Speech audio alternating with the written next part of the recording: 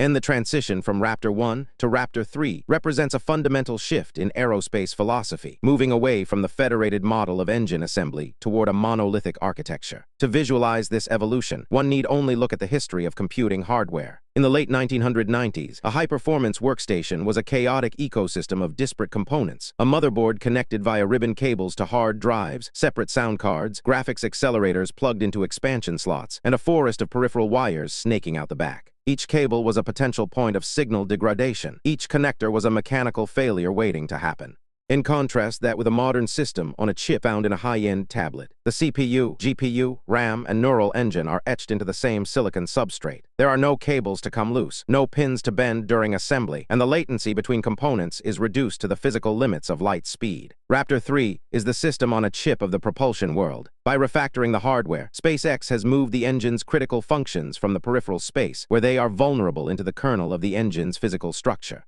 And the attack surface of a liquid rocket engine. In cybersecurity, the attack surface refers to the sum of all points where an unauthorized user can enter or extract data from an environment. In the context of a full-flow staged combustion engine, the attack surface is the sum of all leak paths, vibration-sensitive junctions, and thermal vulnerabilities. Every bolt is a potential projectile under high-frequency vibration. Every gasket is a potential breach point for high-pressure cryogenic fluid. Every external sensor wire is a fuse waiting to be ignited by the radiant heat of the plume. And Raptor number 1 was, by any objective measure, a noisy design. It was a developmental masterpiece, but it was riddled with technical debt. To solve the immediate problems of turbine housing cooling or pressure sensing, engineers added external bypass lines, clamped sensors to the outside of ducts, and routed wire harnesses through complex protective sheaths. While functional, this created a massive attack surface. If a single B-nut on a small pressure transducer line vibrated loose, the resulting gas leak could lead to a rapid, unscheduled disassembly of the entire vehicle.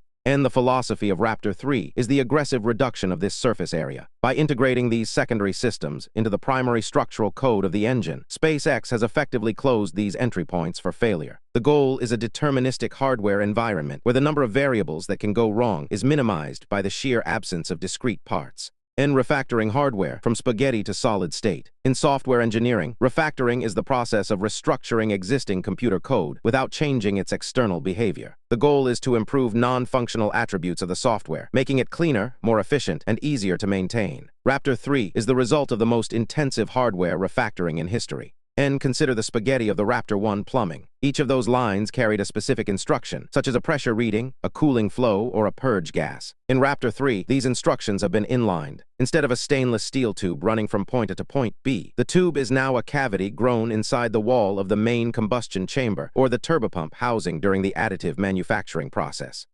And this integration provides several low-level advantages. First, elimination of mechanical fasteners. Every time you join two pipes with a flange and bolts, you introduce a failure mode. The bolts must be torqued to a specific value. The flange faces must be perfectly planar. The seal must be compatible with the fluid. By printing the fluid path directly into the housing, you replace a multi-part assembly with a single, continuous grain structure. Second, vibration immunity. External lines have natural frequencies. If the engine's vibration, the system noise, matches the resonant frequency of a small external pipe, that pipe will fatigue and snap. Internalized channels are structurally damped by the massive bulk of the engine body. They are, for all intents and purposes, vibration-proof. Third, thermal shielding by default. An external wire or tube requires its own specialized thermal protection system. When the plumbing is inside the engine skin, the skin itself acts as the shield. This is the hardware equivalent of encapsulation in object-oriented programming, hiding the internal state and protected methods from the chaotic global environment of the rocket's base shroud. And the best part is no part, and the MTBF equation. The mantra, the best part is no part, is often dismissed as a marketing slogan, but it is rooted in the mathematical reality of reliability engineering. The mean time between failure, or MTBF, of a complex system is inversely proportional to the number of its components. If you have 1,000 components each with a 99.9% reliability, the system reliability is roughly 36%. If you can combine those 1,000 components into 10 integrated units, your reliability skyrockets. And in Raptor 3, this is achieved through functional consolidation. A prime example is the integration of the valve housings directly into the pump outlets. In traditional designs, a turbopump ends in a discharge flange, which connects to a pipe, which connects to a valve, which connects to another pipe. In Raptor 3, the valve seat and actuation chamber are part of the same monolithic casting or print as the pump itself.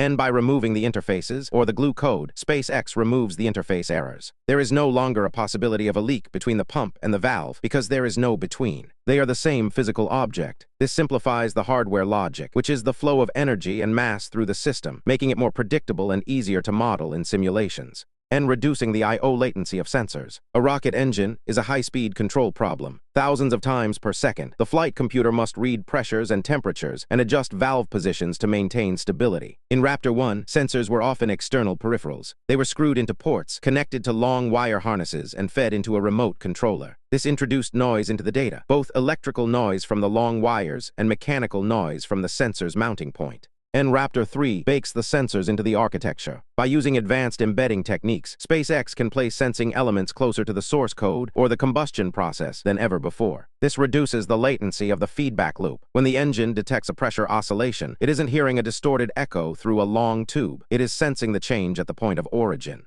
And this integration also solves the cable management nightmare. On a Starship launch vehicle with 33 engines on the booster, the sheer mass of wiring is staggering. By integrating the controllers and sensors directly onto the engine frame and reducing the number of external connections to a simple power plus data interface, SpaceX has turned the engine into a plug-and-play device. In computer science terms, they have moved from a complex set of manual drivers to a standardized USB-C-like interface for thrust and re-entrancy and the hardened kernel. One of the most grueling runtime environments for a Raptor engine is the re-entry and landing sequence. As Starship descends through the atmosphere, the engines are exposed to extreme convective heating and the re-entry plasma. For Raptor 1 and 2, this necessitated an elaborate doghouse or heat shield, a heavy, complex box that protected the spaghetti of the engine from melting. And because Raptor 3 has integrated its logic, meaning plumbing and sensors, into its chassis, it is inherently hardened. The exterior of the engine is a smooth, aerodynamic surface with almost no exposed soft tissue. This allows the engine to survive the heat of re-entry with minimal external shielding.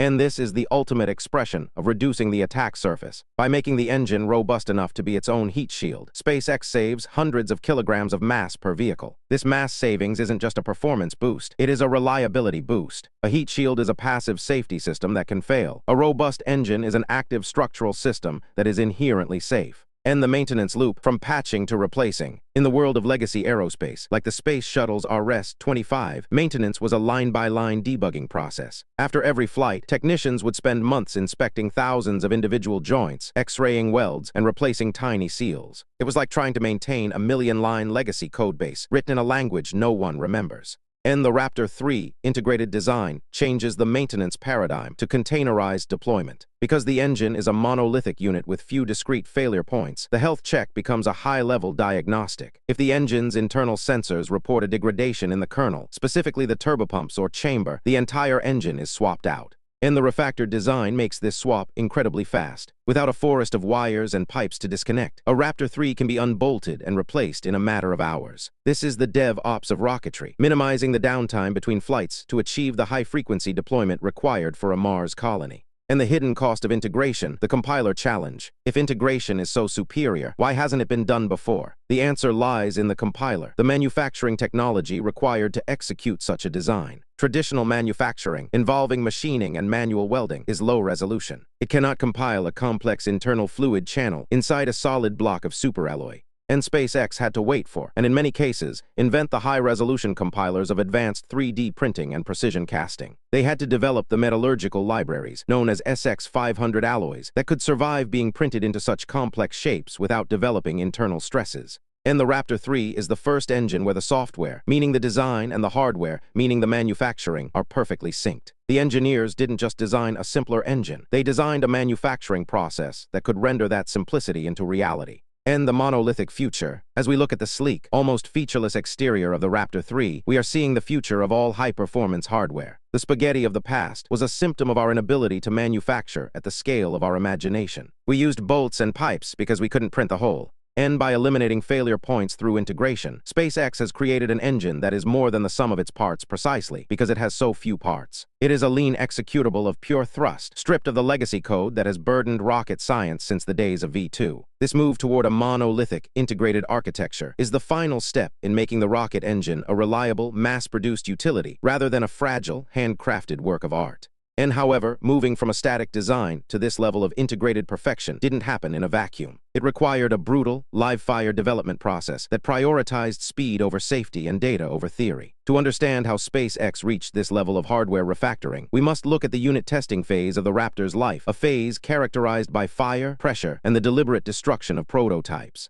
And the move toward total system integration marks the end of the artisanal era of rocket engines, where complexity was worn on the outside like a badge of difficulty. In the Raptor 3, the complexity has been internalized, buried deep within the metallurgical grain of the engine itself. This hardened kernel is what makes the Star Factory's output not just numerous, but incredibly resilient. But this resilience was bought with the blood of hundreds of test stands and prototype failures. An 8.4 iterative design. Why SpaceX learns by blowing things up.